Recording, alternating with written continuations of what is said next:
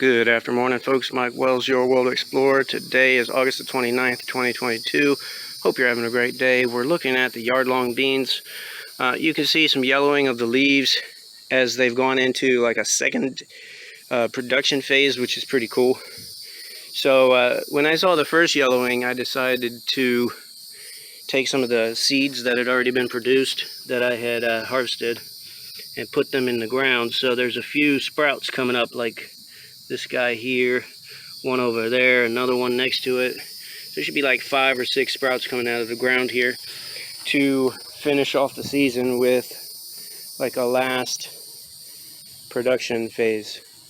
But right now, because I let these guys go into full production to where the seeds matured and the stalks, the bean stalks dry right on the vine, that's what causes them to yellow and like die back.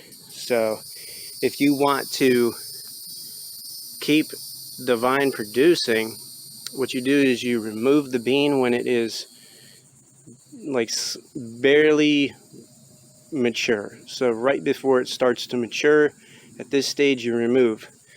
At this stage it's a little late, so you just let it continue, and those beans will get hard and shrink and be easy to extract out of the pod.